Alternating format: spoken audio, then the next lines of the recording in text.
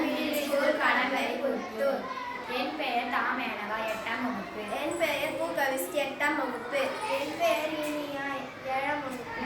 என் பெயர் சௌகந்திகா 6ஆம் வகுப்பு. நாங்கள் பிரிதத்தன்